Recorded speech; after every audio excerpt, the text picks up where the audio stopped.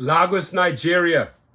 Good luck doing business there. This guy learned the hard way, but thank God I had some really firepower behind me when I did business in Nigeria. A whole different set of rules in that fucking jungle. Lagos government begins impounding Uber and Move vehicles over failure to provide access to database, right? Oh, you're not giving us access to the database? We'll take the drivers' cars. I mean, this is how these guys roll, right? Just take Uber drivers' cars. Uber's not cooperating on the database. Few things. I mean, corrupt government, confiscating cars, probably protecting the taxi business.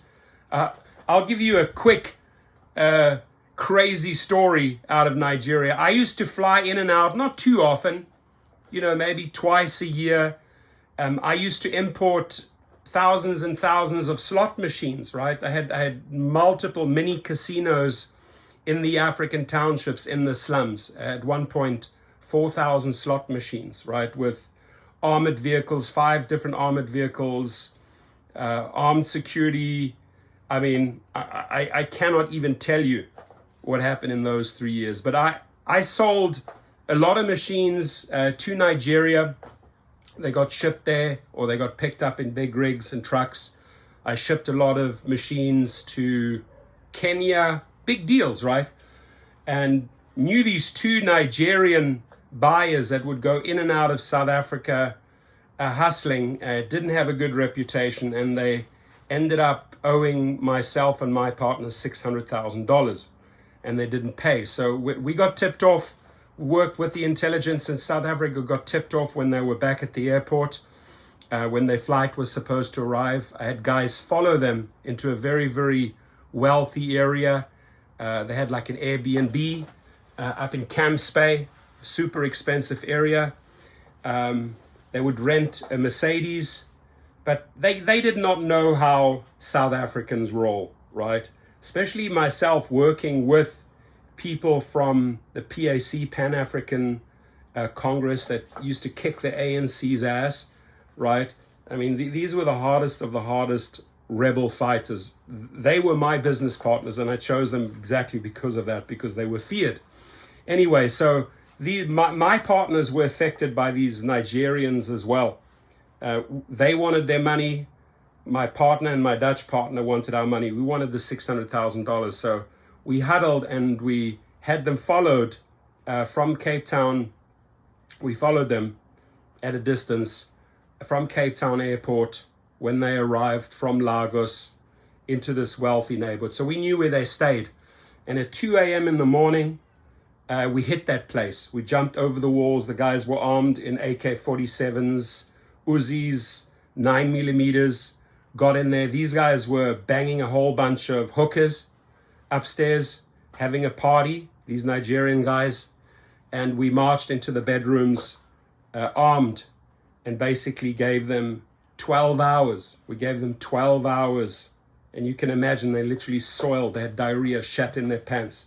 Gave them 12 hours to deliver the money the next day. So early in the morning, I get a call from their attorneys. I said, don't know what you're talking about, but my partners over here from the PAC, they owed $600,000. So, if your clients are scared, I don't think they'll be able to get a flight out, because my guys are after them. What my guys do, I don't know. I'll leave it up to them. But these are Africans that stole money from Africans. Good luck. I told that to a white attorney, Ryan Liebenberg. And he knew what he got into, right? He knew he was representing, and I just told him, you're representing trash, you're representing thieves. You may want to watch out, because if you're part of them, my business partners here won't take any shit. Anyway, ladies and gentlemen, that money arrived. Right, it arrived in a combination of South African rands, Swiss francs, and dollars, the 600,000. It came very, very quickly. Tony called back and said, the money will be there. And I said, it better be, because you got a whole bunch of pissed off African partners of mine. So I tell you, to deal with Nigeria, you got to be able to, you got to be able to play the game. and the game ain't nice, and sometimes people lose their lives. So Nigeria, thank you, but no thank you. Will I ever do business with them again? Hell no. And not to say all Nigerians are like this. Absolutely not. I know a couple of really, really nice Nigerian people, but business, no. Anyway, the state officials operating by orders on the Uber platform only set upon the drivers who accepted the rides, deflate their tires, and impound their vehicles. So basically harassing, terrorizing Uber drivers that are trying to make money. And my guess is, having lived and worked in Africa and traveled all of Africa and really know how to do business there, I can tell you it's not easy, right? Some government officials here are obviously working with taxi organizations. Maybe they're using this database as an excuse, but it's an easy way for these government officials to take cars away from people that are working against the taxi organizations. The Lagos State Ministry of Transportation has reportedly started impounding vehicles. That's insane. It's your car, and suddenly the state, it's like here in the United States, in California, if the cop came up and said, hey, you're driving that Uber there, it's got a sticker on it, I'm impounding it because of this and this and this reason, right? Belonging to e-hailing drivers operating on the Uber app. According to people close to the matter, the latest clampdown is due to the e-hailing company's refusal to integrate its API. Oh, because of the Uber's refusal to integrate its API with the state governments so that they may have access to the company's database, which includes information about drivers and riders alike. So government wants to control the whole issue. Uber says hands off. Moved vehicles are particularly targeted because they are unique, and it is a common knowledge that they all operate on the Uber platform. According to drivers whose vehicles were impounded, the ministry adopted a Gestapo-style tactic to lure them.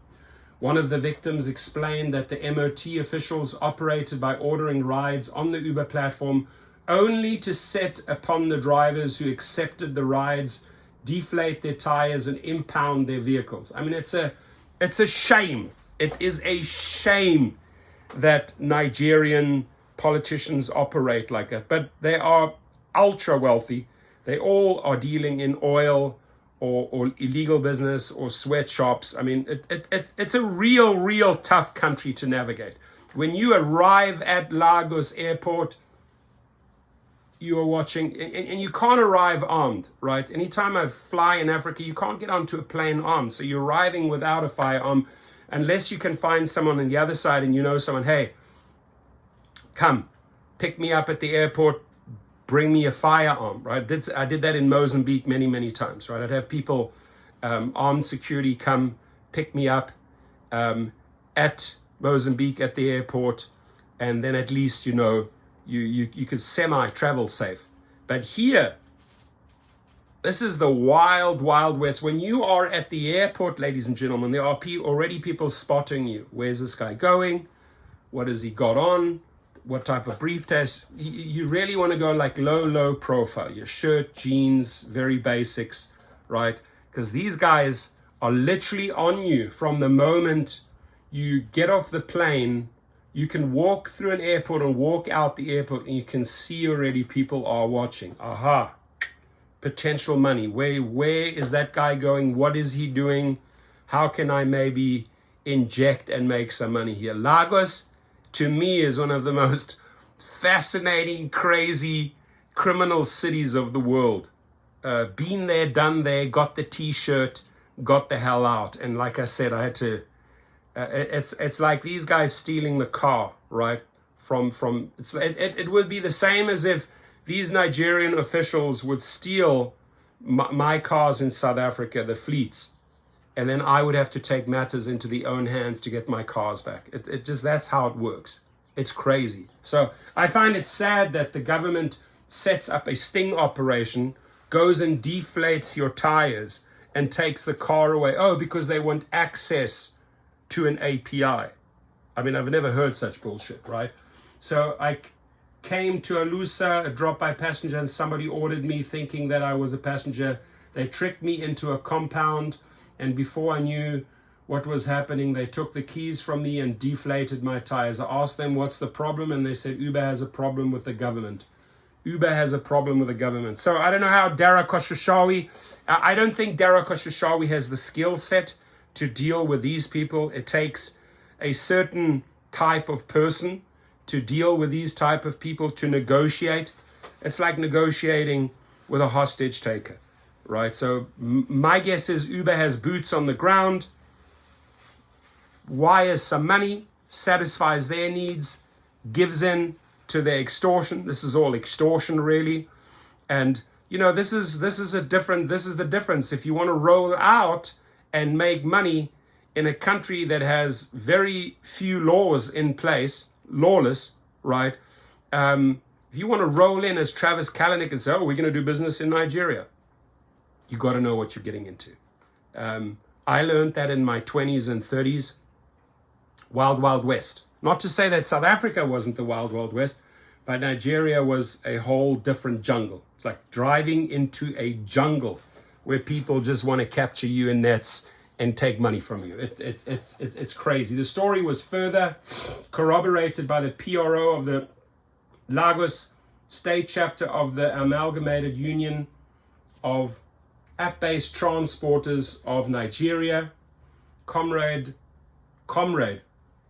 Iwandoa Stephen. Comrade Stephen, in a statement, said the Lagos State government, through the Ministry of Transportation, has initiated enforcement actions against the company. So Comrade is usually some military guy, probably some general that oversees the Ministry of Transportation or works with the Ministry of Transportation, makes a couple of phone calls, and this type of nonsense happens. According to the statement, the action is due to the company's refusal to provide API integration to the Lagos government from the users. The PRO also advised his comrades to ditch the company app until the issues between the company and the government are resolved. Despite multiple letters sent by the government, Uber has not complied. Why is Uber not complied? Right? Why is Uber throwing these drivers under the bus? Why doesn't Uber have their attorneys, not to say that attorneys will work in Nigeria, but why doesn't Uber have a couple of chief negotiators on the ground, right? Because there's a specific way of doing this. And the way you do this is literally you paying people, right? When you want to get anything done in Africa, when I wanted to get anything done in Mozambique, I did a lot of business with Mozambique. I refused to do business with Nigeria after that. But in Mozambique, it was paying your way through. Paying Jack, paying Harry, paying this guy, paying this guy. You paid your way through introduction after introduction. And if you felt like you weren't getting the right introductions and going up the ladder, you'd pull out and you'd have to say to yourself, you know what, 40, 50,000 lost. That's it. Cut my losses, try another avenue, right? You always had to pay your way through. You had to wine them, you had to dine them, you had to pay for the hotels, you had to pay for the flights. It's a very, very, very corrupt set of people you are dealing with. But if you know how to play the game and you have the money, you can get a lot achieved, right? I got a group of Texas investors into Mozambique, buying one of the most valuable teak tree plantation areas, thousands and thousands and thousands of acres, with the factories, with the tree cutting equipment, with the bulldozers.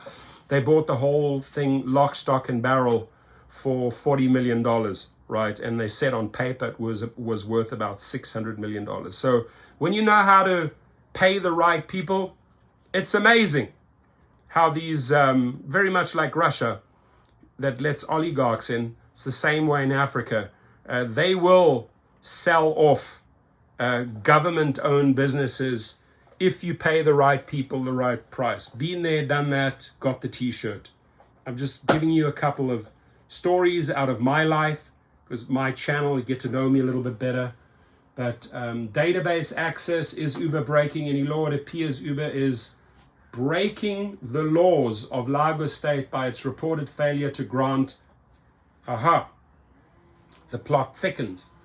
It appears Uber is breaking the laws of Lagos State by its reported failure to grant the Ministry of Transportation access to its database via an API integration. This is because such a refusal contravenes the provisions of the Lagos State taxi hailing regulation. There it is. They want to have the ultimate control, which mandates every taxi hailing company do so. Section 4.1 item X of the said regulation states that all operators of e-hailing taxi service must give the ministry access to their database. In light of that, Uber must contact the ministry to resolve the current impasse before it generates further. So how do they solve it? Oh, Uber, you're ignoring us. We've contacted you numerous times. You're not giving the Nigerian Ministry of Transportation access to that database. This is our law. Okay, cool. How we get our money back? How do we send you a message? We start taking the drivers' cars away. And I want the Nigerian government to know this. It's not the drivers that are at fault. They've made the investment into the cars.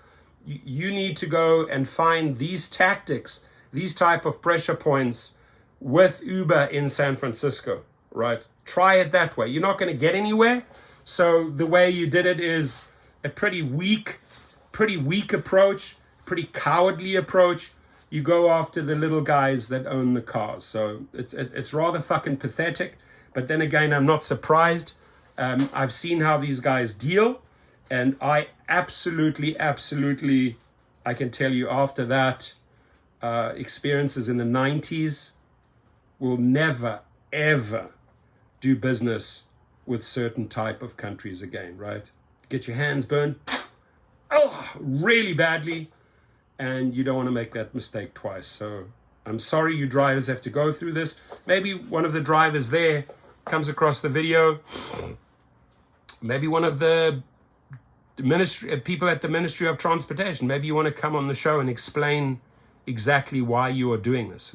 All ears here, my friend, all ears. Have a good one. Stay safe, Nigeria.